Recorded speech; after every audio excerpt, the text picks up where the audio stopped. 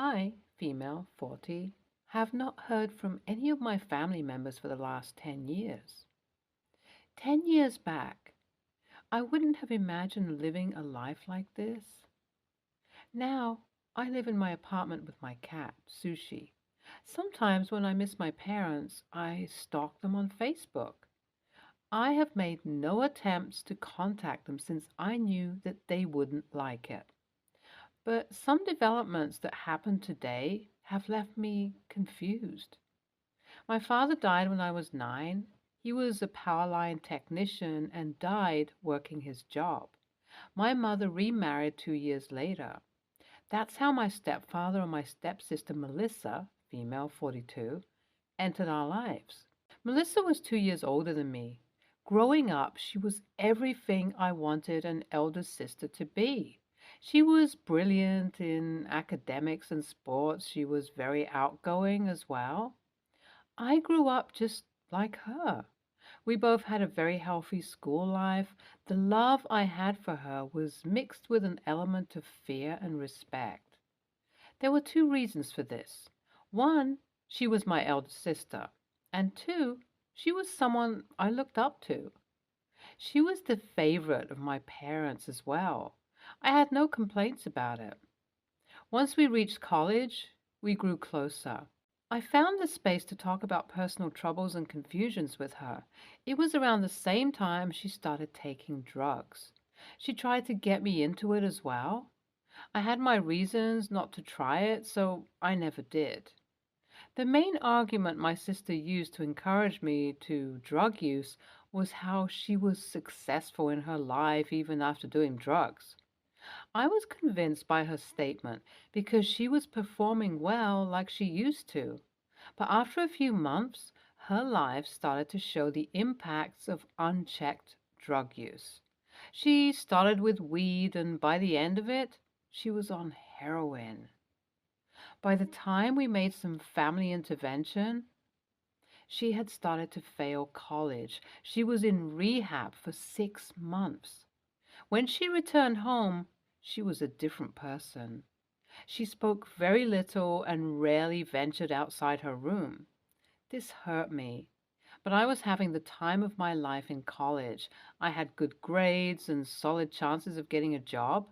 After a month or two of staying in, my sister slowly started going out. She was finding a new balance in life. Instead of going back to college, she started working. A year later, I graduated college and got a job. I started saving money to move out. One day, I got a call from my stepfather while I was at work. He asked me to come straight home in the evening. I had nothing to panic about, so I didn't overthink it. Upon reaching home, he showed me a few sachets of white powder. From the looks of it, I knew that it was drugs. He told me that he found it in my room under a row of books. My sister going to rehab had traumatized my parents, so they had made it a habit to search our rooms once in a while. I had no idea how it came into my room. I denied his accusations at first, but while arguing with him, the possibility of this belonging to my sister crossed my mind. My parents wouldn't have tolerated the truth, so I took the fall for it. I convinced him that it was my first time and stored it in my room to use with my friends later. He was relieved when he learned I still haven't used it. To convince him, I even showed readiness to take a drug test. That did the trick. I didn't bring it up with my sister because I was too scared to confront her. I don't think our parents talked to her about it either because they thought a conversation about drugs would trigger past trauma. Anyways, I moved out soon into a different city. I was 25 then and met my ex-husband Mark while working there. That's when the first major tragedy hit my life. My mother and stepfather decided to cut all contact with me. They shared it through email. The reason they stated was my presence in the family would deteriorate my sister's mental health. I called Melissa soon to learn that she had no idea what had happened. Melissa sided with me and talked shit about our parents. She told me that they have her locked up in their house for most of the day. She had no social life and missed going out. She was 27 by then. I felt that this was outrageous. I decided to help her financially by moving out. This brought us closer. There were nights when I cried myself to sleep. I tried to contact my mother multiple times. Even my attempts to visit them at our home failed because of their arrogance. So I stopped trying. I believed that I had my sister and boyfriend. That was enough for me. My sister moved out soon. Her life conditions improved a lot. I was ecstatic when I learned that she had started dating. She had a few flings during the early years of college, but this was her first relationship after so many years. I visited her a couple of times. She was the only family present during my wedding with Mark. Around the time of my marriage, she also moved to our city with her boyfriend. We started to meet and hang out more often. My parents still had a good relationship with her, so I got to know about the happenings in their life from her. I had to be content with that. I couldn't ask her to mediate a conversation between us because our parents didn't know that we were in contact even now. Melissa still used drugs, but her use was under control. Her apartment became our favorite hangout spot on the weekend. On most weekends, we partied at her place. It would mostly be the four of us, or at times a few of our closest friends would join. One week, I noticed that Mark was growing distant from me. We used to find time for each other to spend together.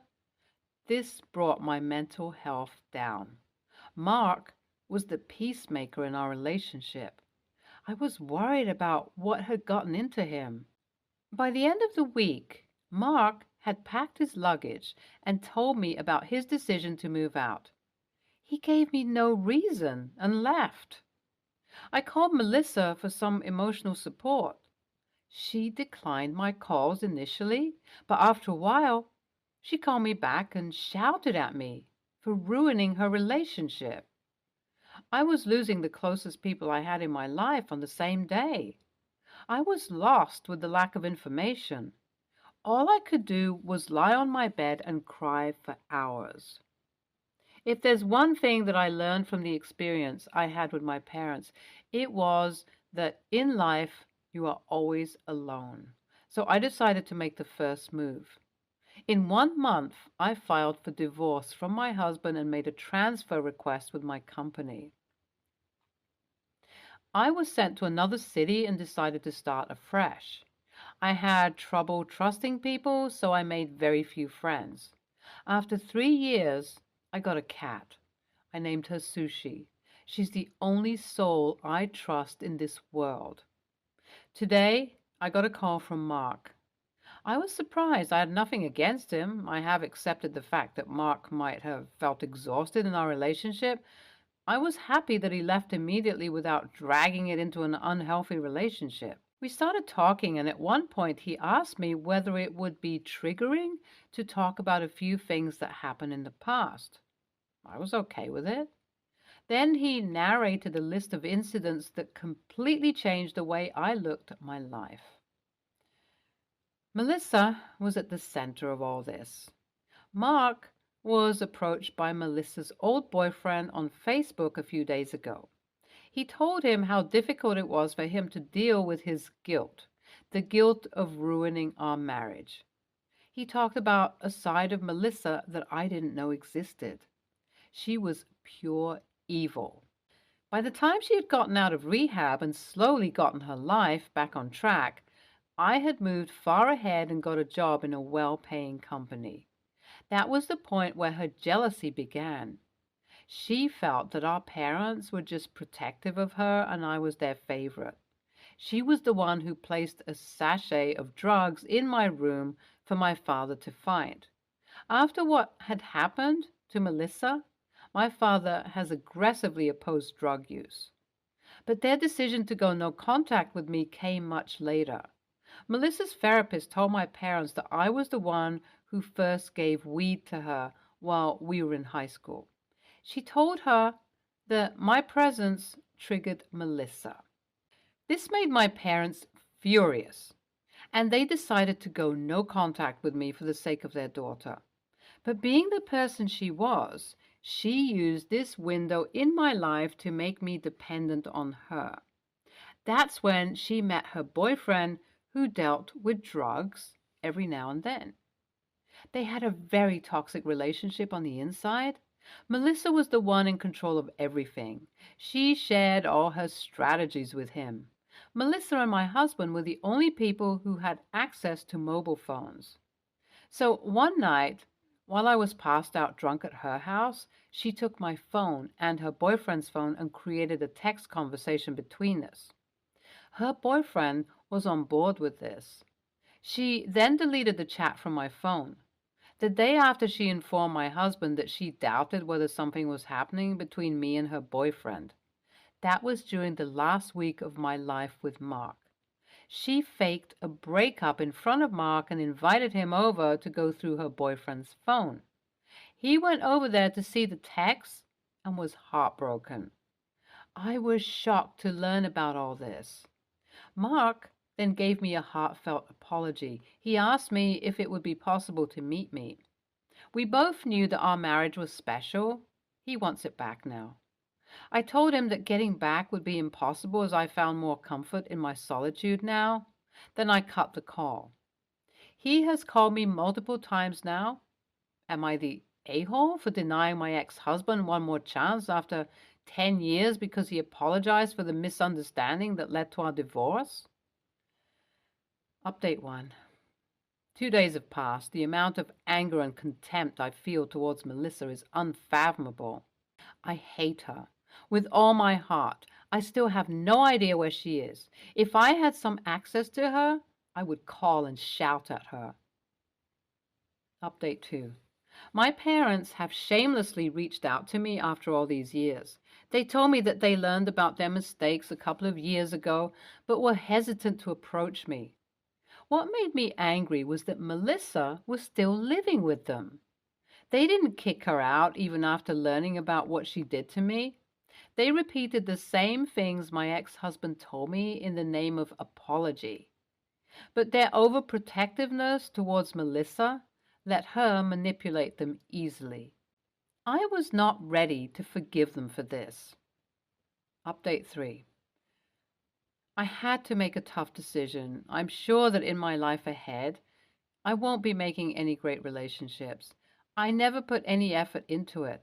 The only way to have some people in my life was to return to old relationships. Now was the time because both my parents and ex-husband were ready to embrace me.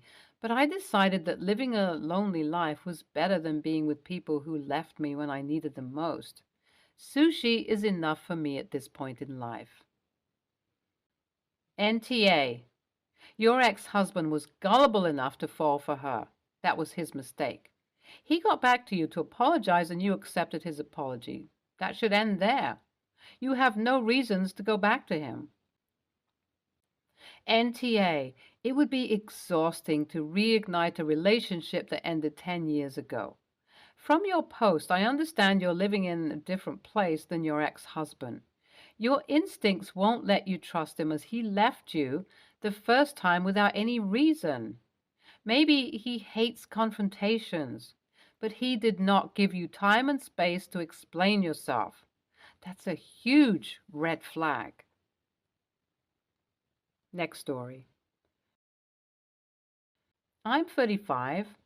My brother-in-law, 37, is known for impulsively spending frivolously on things for himself and does not have the money for, most recently, a pizza oven, paddleboard, and other costly non-essentials.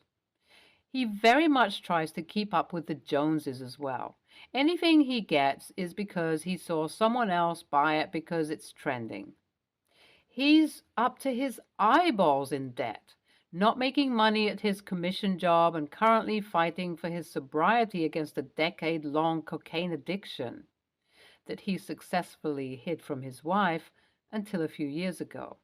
I honestly believe his brain is stuck with cocaine impulsiveness, but he swears he doesn't need rehab or therapy to fix his issues. He has a nice truck with a $600 a month payment that his wife, my sister, 36, makes the payments on. Meanwhile, she drives herself and their baby around in the same car she had since high school. It's a tin shitbox that isn't up to today's safety standards. Brother-in-law hit me up about wanting to buy a Rolex and wanted some advice about buying one. I sold them for a long time. At that point, I carefully worded my response and advised that luxury watches are for people who can afford them after everything else is taken care of, and he needs to prioritize his family before buying one. I also mentioned that, in my experience, the people who can truly afford a Rolex could also flush the cost of one down the toilet and not be impacted even slightly, and that we're not in that economic class of people. I've seen people overextend themselves on these watches just to be able to flex, and that's exactly what he's doing.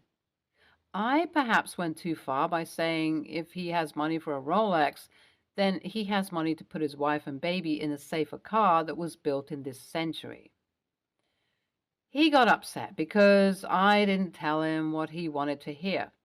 But I meant what I said, and there is no one else there to save him from himself. His wife is trying to be very supportive of him and his recovery and usually goes along with his impulse buys because it reduces their fighting and the money isn't going towards cocaine.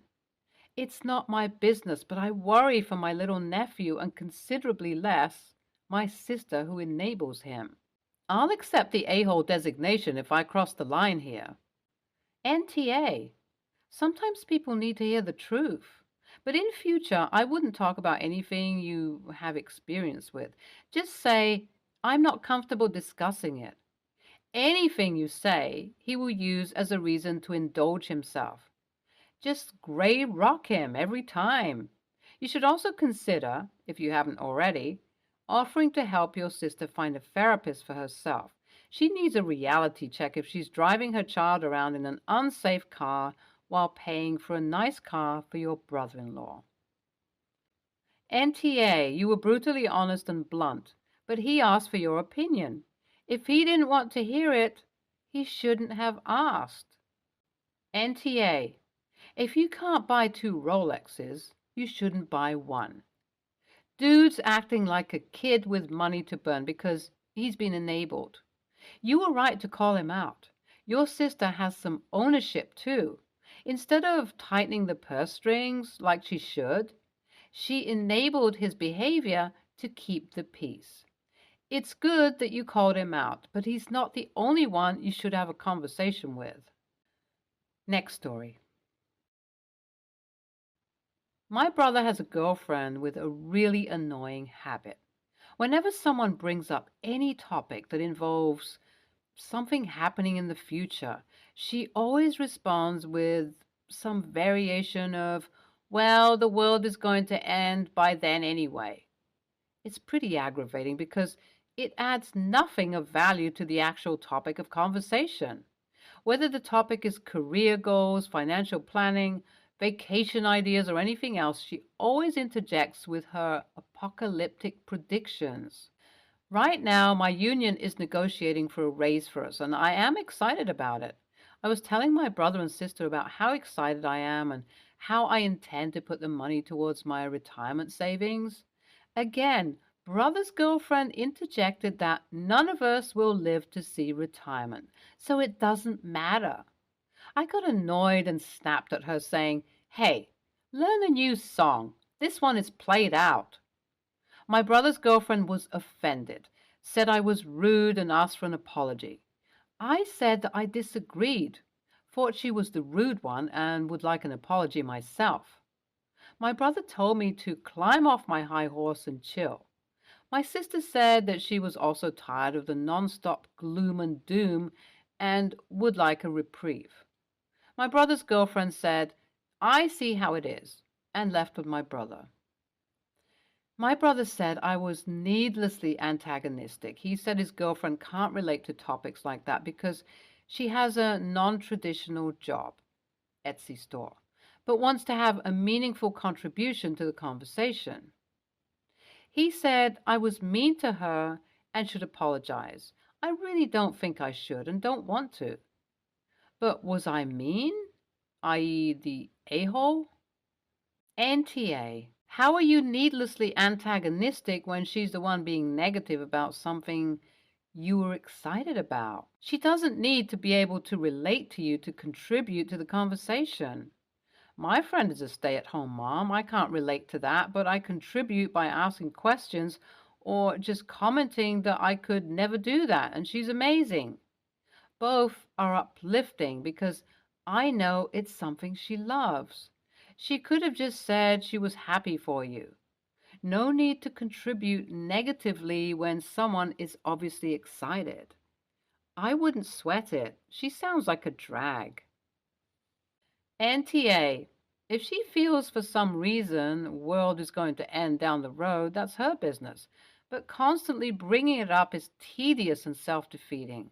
If she feels like she wants to contribute, she can talk about arts, movies, sports, etc., etc. She does not get to shove her apocalyptic predictions on the rest of you. By the way, tell your brother that when you were talking about saving for retirement and she brings up it doesn't matter that the world is going to end anyway, she's kind of shutting down the entire conversation because she's really saying, what's the point in having this conversation since it won't matter anyway? NTA, you and your sister. Your comments were not personal attacks and were clever retorts. Your poor brother seems a bit deluded. Girlfriend must be really attractive in some way. Girlfriend? Clueless? Classic Debbie Downer, maybe raised that way. A joy-sucking vampire. No apologies needed for anyone. She left the scene. A happy conclusion. Maybe she will stay away. Stay tuned for more stories from our girl relationships.